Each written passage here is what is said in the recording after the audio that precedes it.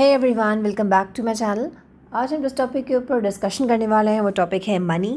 Already हम money के कुछ ब्रीफिंग्स कर चुके हैं। आज हम थोड़ी और ब्रीफिंग्स पढ़ेंगे जो कि पार्ट है आपके काफ़ी इम्पॉर्टेंट एक सब्जेक्ट का जिसको हम कहते हैं करेंसी एंड बैंकिंग। तो आज हम पढ़ेंगे मनी के कुछ basic concepts. Let's start the video. सबसे पहले आप हेडिंग पढ़ सकते हैं money. The money came into existence to overcome the drawbacks of barter system. Very important term. क्या है ये मनी? पैसा क्या चीज़ होती है?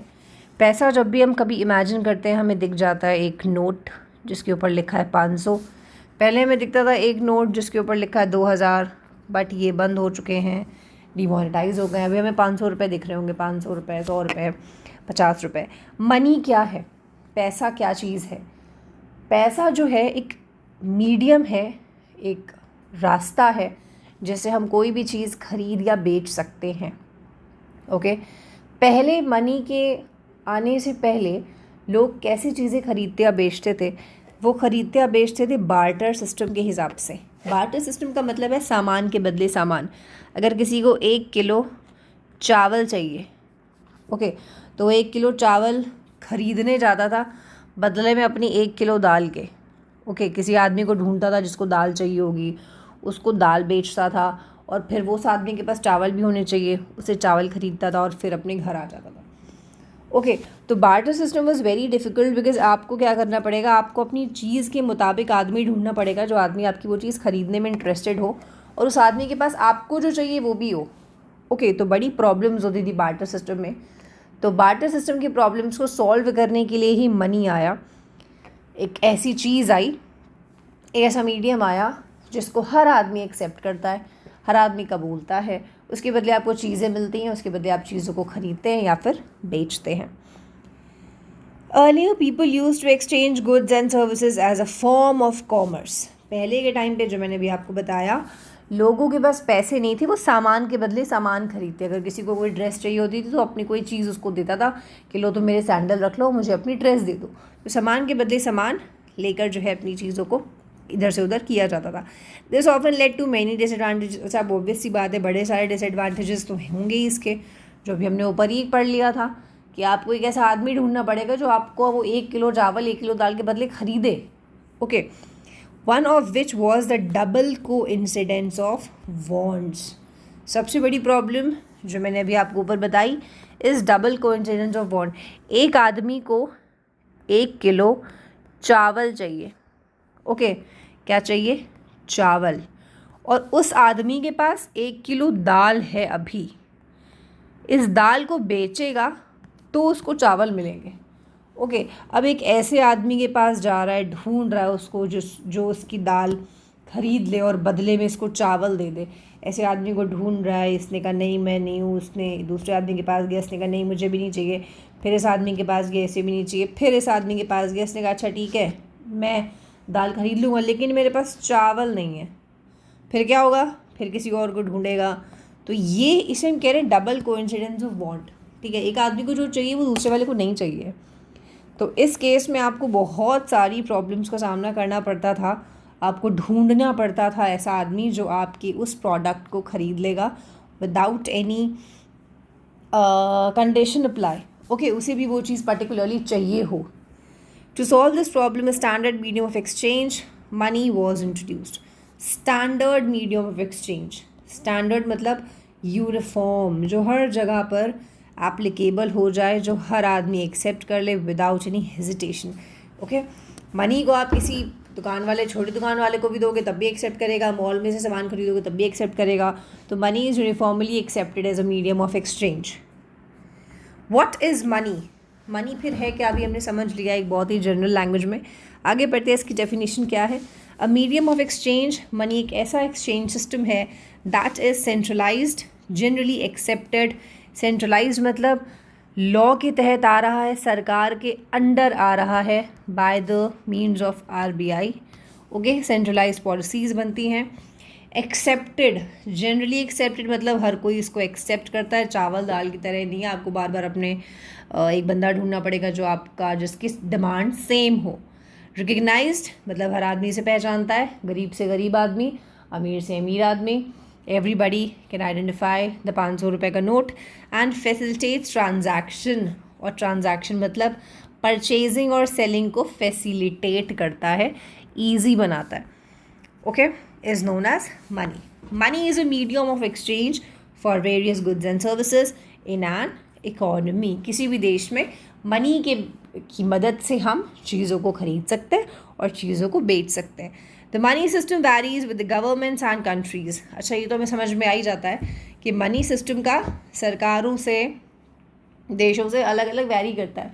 इंडिया की करेंसी रुपी है, रुपया है, वो केवल इंडिया में चलेगा. ओके, हर जगह आपका इंडियन रुपी नहीं चलेगा, डिफ़र करता है country to country and government to government. Different countries have different currencies. समझ में आ गया जो मैंने अभी आपको बोला. The central authority is responsible for monitoring the monetary system. किसी भी देश की सेंट्रल अथॉरिटी, सेंट्रल अथॉरिटी का मतलब है उस देश का central bank. The central bank of that country is responsible for the monitoring. Okay, currency की मॉनिटरिंग करना, कैसा पैसा देश में बढ़ रहा है, घट रहा है, क्या कंडीशन है, क्या ROI पे चलाना चाहिए, ये सारी पॉलिसीज़ बनाता है सेंट्रल बैंक किसी भी देश का.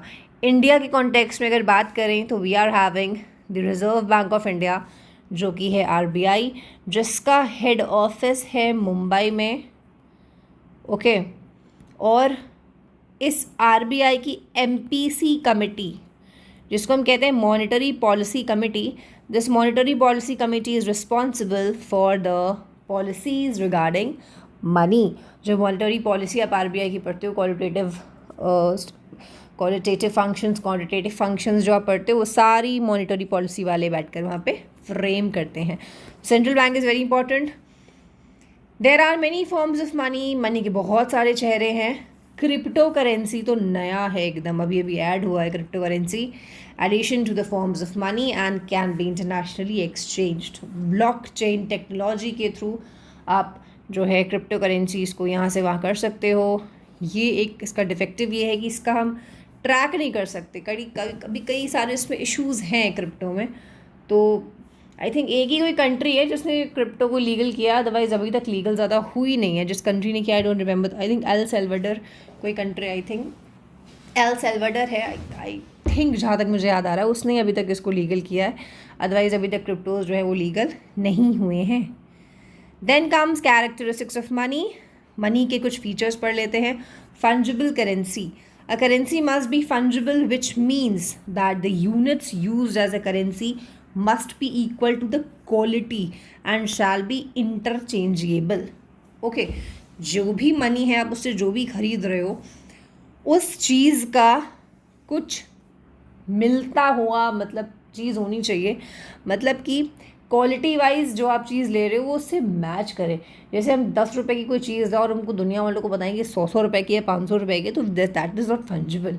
ओके, तो मनी ऐसा होना चाहिए, इंटरचेंजेबल होना चाहिए. Second is durable. ड्यूरेबल मतलब मनी वो, करेंसी वो अच्छी जो लंबे समय तक हमारे पास रहे. अगर आप किसी बेकार से कागज़ की बनाओगे तो आपका मनी या करेंसी नोट ज़्यादा नहीं टिकेंगे. It should not be perishable. Perishable मतलब जल्दी ख़राब हो जाए. A perishable good or article should not be used as a currency because it cannot be used multiple times and also cannot be stored for future. Okay, देश की currency कैसी होनी चाहिए? ऐसी होनी चाहिए जो कि ड्यूरेबल रहे, जल्दी से ख़राब ना हो. आप देखते होंगे पुराने नोट अगर हम संभाल के रखें तो वो आज भी वैसे ही रहते हैं, अगर हम संभाल के उन्हें रख रहे हैं तो. Next, therefore to conserve the future. Okay, next is easily recognizable. हर आदमी पहचानता है पैसे को. ठीक है. The users of the money must be ascertained of its authenticity. In other words, the currency must be universally recognized. अगर मैं अभी ये बोलूँ ये क्या है, हर आदमी बता लेगा दिस इज़ डॉलर. ये बोलूँ ये क्या है, दिस इज़ रुपी. तो ये क्या चीज़ है, हम इसको आइडेंटिफाई कर लेते हैं. An unrecognized currency or money leads to disagreement with the exchange terms. A recognized currency ensures trust in the money system as well as its acceptance. Okay, अगर मैं किसी दुकान पर जाऊँ और रुपी लेकर जाऊँ तो वो आदमी एक्सेप्ट कर लेगा. ओके, अगर मैं किसी दुकान पर जाऊँ और मेरे नोट में रुपये की जगह कुछ ऐसा ऐसा सिंबल बना है और मैं उसको दे रही हूँ कि इसके बदले मुझे एक पैकेट दूध और एक पैकेट मक्खन दे दो, एक पैकेट ब्रेड दे दो, तो वो इसको पहचानता नहीं है, अनरिकग्नाइज्ड है, तो डिसएग्री हो जाएगा, नहीं देंगे। ठीक है, तो रिकग्नाइज करेंसी होनी चाहिए which is better for both the parties. Fourth, stability. Currency तब अच्छी है अगर वो स्टेबल रहे, ओके, वैल्यू के हिसाब से, मतलब मनी लगातार जो है अगर गिर रहा है तो सही नहीं है। It should have a constant और increasing value. Money can not be unstable, okay, बार बार वो यहाँ से वहाँ गिरना उसका सही नहीं है। And unstable currency can give room to the risk of sudden drop in value which can hamper the acceptance and authenticity of the money system. किसी देश की करेंसी कभी डॉलर के आगे 10 रुपये, कभी 8 रुपये, कभी 12 रुपये, कभी 15 रुपये, कभी 20 रुपये, फिर 25 रुपये, ऐसे बार बार अगर ऊपर नीचे होगी तो देश की इकॉनमी बड़ी ही अनस्टेबल हो जाएगी और फिर ट्रांजैक्शंस करने में बड़ी प्रॉब्लम्स आएंगी इंटरनेशनल टर्म्स में।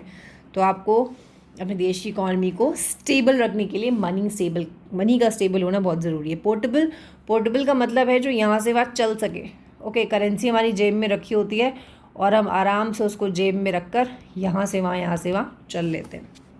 This is portable. Next is your हमने पढ़ लिया है पोर्टेबिलिटी तक। आई थिंक यहाँ तक आपको समझ में आ गया। इसके आगे ये पूरा पोर्टेबल है। देयरफॉर की बात से पढ़ते हैं। Therefore the money should all be able to divide into further small transaction for state smooth transaction of various quantities of goods. तो यहाँ पे पहली बात जो बता रही है वो ये है कि पहला फ़ायदा तो मनी का ये है कि मनी पोर्टेबल है कि अगर हम चाहें तो बांट सकते हैं। दादाजी ने 100 रुपये दिए, 50 रुपये मेरे भाई को मिल गए, 50 रुपये मुझे मिल गए, तो डिवाइड हो गया। Second, it should be easily transferable and portable, यहाँ से वहाँ चल सकता है। अब हम आ जाते हैं फंक्शंस पे। First, medium of exchange. Money is generally accepted, मतलब हर कोई इसे एक्सेप्ट कर लेता है as a medium of exchange payments को करने के लिए। Example, payments of goods, payments for tax, okay. Next, a measure of value. Money expresses the value of every service as well as good, ठीक है, हमें कीमत बताता है। अगर हमने किसी की ड्रेस देखी और हमने कहा कि तुम्हारी ड्रेस तो बहुत ही अच्छी लग रही है, ये कितने रुपए की है, ओके, हम इस ड्रेस की वर्थ कैसे पता लगाएंगे? जब हमें उसका कीमत पता चलेगा, ओके। हमने सुना एक ब्यूटी पार्लर बड़ी अच्छी सर्विसेज देता है, तो हम कैसे पता लगाएंगे उसकी सर्विसेज का? जब हम उसे इसकी कीमत का पता लगेगा, ओके। तो वैल्यू देता है गुड्स को बाय एडिंग सम, जिसको हम कहते हैं monetary aspect in that, therefore it's a common denomination, okay. Third is standard of deferred payment. Deferred शब्द का मतलब होता है फ्यूचर, ओके। फ्यूचर में अगर आपको किसी को पेमेंट करनी है, अपनी चीज़ों को इंस्टॉलमेंट में ख़रीदा, ईएमआई भर रहे हैं, तो आप ईएमआई तो 10-10 साल तक चलती हैं, तो फ्यूचर की पेमेंट भी मनी के बदौलत ईजिली हो जाती है। Money is considered to be the standard of future payments. Example, the payment of electricity bill on the upcoming due date, okay, future की पेमेंट हो गई है। Next is store of value. Store of value मतलब money को हम easily क्या कर लेते हैं? स्टोर करके रख सकते हैं। ऑन दी अदर हैंड, अगर हम बार्टर सिस्टम चलाते तो हम 1 किलो दाल के बदले हम सोच रहे हैं चावल खरीदें, लेकिन अपनी 1 किलो दाल को कब तक संभाल के रखेंगे? उसमें कभी ना कभी तो कीड़े पड़ जाएंगे, कभी ना कभी तो वो ख़राब हो जाएगी, ओके। लेकिन मनी के केस में ऐसा कुछ भी नहीं है। मनी कैन बी स्टोर्ड, मतलब हमारे पास रखा जा सकता है। For example, using the money as saving account to buy new furniture, okay, very easy. Fifth, distribution to social income. Income can easily be distributed with the help of money. For example, distribution of total money earned by school in the form of salaries, wages, utility bills, etc. Okay? जैसे कि हम यहाँ पर बात कर रहे हैं distribution की। एक स्कूल है जो पैसे कमा रहा है, जो पैसे वो कमा रहा है वो उसकी इनकम हो रही है, ओके। उस इनकम को कौन कौन से रूप में डिस्ट्रीब्यूट कर रहा है? ग्रुप डी को दे रहा है वेज, ठीक है, सैलरीड पीपल को दे रहा है सैलरी, ठीक है। तो ऐसे करके सबको डिस्ट्रीब्यूशन कर रहा है।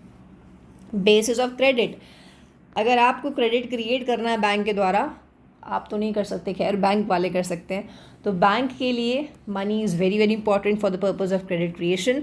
The store of value function of the money helps in credit creation by the bank. For example, using the money of demand deposits as tool for credit creation. अगर आपको क्रेडिट क्रिएशन पर video चाहिए तो please आप description box में जाकर एक बार video को देख सकते हैं। I have already made a video on this credit creation, तो आपको हेल्प करेगा, जिसके बारे में यहाँ पर इतना डिटेल में नहीं बता पाऊँगी। Next, liquidity. Money is the most liquid asset, मतलब that can be quickly converted into cash. Liquid वो होता है जो बहुत ही जल्दी कैश में कन्वर्ट हो जाए। Credit cards, debit cards, cash etcetera, ये सब है क्या? ये सब है liquid money. Okay, credit card दिखाओ, स्वाइप कराओ, तुरंत पैसे मिल जाएंगे, मतलब पेमेंट हो जाएगी।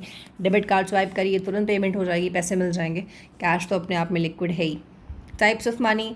मनी क्या क्या टाइप होते हैं? पहला is market determined money, any good that can be generally accepted by the people for the economy to exchange it directly for the various goods and services between different parties is called market determined money। वो वाला पैसा जो हर आदमी आजकल transaction में use कर रहा है, वो पैसा जिसको कोई भी यूज़ करने से मना नहीं कर सकता। मतलब आप इसको समझिए, मार्केट डिटरमाइंड मनी को एक नॉर्मल पैसा, ओके, नॉर्मल मनी जो हम यूज़ करते हैं डेली बेसिस पे। Fiat money and legal tender, the form of money that is issued by the government and is not backed by any commodity is known as fiat money। Okay, fiat money मतलब जो आपके सरकार द्वारा banking है, that is Indian, ये INR, ये Indian rupee है, dollar, pounds etcetera. The term legal tender states that money that is legally issued by the government, सरकार द्वारा ये चल रहे हैं। आप देखते हैं ना, लिखा होता है नोट पे, मैं धारक को 10 रुपये अदा करने का वचन देता हूँ, मतलब government has given the backing. तो ये हो गए आपके लीगल टेंडर मनी, जैसे coins and bank notes. Third is crypto currency. Crypto currencies are an electronic medium of exchange that exist virtually. Okay, crypto is a peer to peer system that runs on the blockchain technology. मैंने आपको भी बताया था। In simple terms, it is an intangible form of currency. Currency का देखिए, हमको दिखता है ना, टच कर रहे हैं, फील कर रहे हैं, जो हमारे पास सिक्के होते हैं, नोट होते हैं, वो सारे टैंजिबल हैं। इनटैंजिबल हो गया आपका क्रिप्टो, आपको दिखता नहीं है, बस आप उसकी ट्रेडिंग करते हो, खरीद लिया इतना, बेच दिया इतना, दैट इज़ क्रिप्टो। एंड खरीदना बेचना चलता आपका वर्चुअली है, ओके, ऑनलाइन चल रहा होता है। तो ये सारा आपका वर्चुअल करेंसी में आता है। और इंटरनेशनल एक्सचेंज में आपके तो क्रिप्टो ही चलते हैं। काफ़ी नुकसान भी है, काफ़ी फ़ायदे भी हैं। What is the functional definition of money? तो मनी की फंक्शनल डेफिनेशन क्या कहें?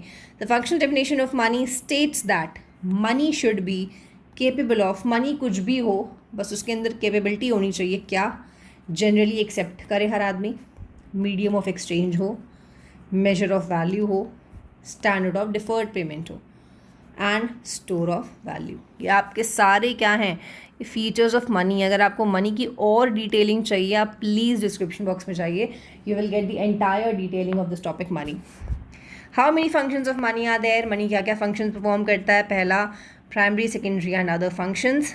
अच्छा, ख़त्म हो गया यहाँ पर video. Okay, primary function, secondary function, ये फंक्शंस का पार्ट जो है ये हम अपने नेक्स्ट वीडियो में कवर करेंगे। आज की वीडियो में बस हम इतना ही पढ़ने वाले हैं, because this is more than enough. आपको इससे ज़्यादा मैं पढ़ाऊँगी। जो टॉपिक्स बचे उन्हें आप भी स्लोली एंड स्टेडीली हम कवर करेंगे इन दी अपकमिंग वीडियोस। इसके अलावा अगर आपको मनी की और डिटेलिंग चाहिए, आप थोड़ी सी और ब्रीफिंग चाहते हैं, तो आप प्लीज़ डिस्क्रिप्शन बॉक्स में जाकर वहाँ से वीडियो देख सकते हैं। टिल देन, आपका यहाँ तक वीडियो देखने के लिए बहुत बहुत शुक्रिया। अगर आपको वीडियो पसंद आई हो तो आप लाइक कर सकते हैं, शेयर कर सकते हैं, सब्सक्राइब कर सकते हैं, कमेंट कर सकते हैं और give it a thumbs up. Thank you so much for watching the video.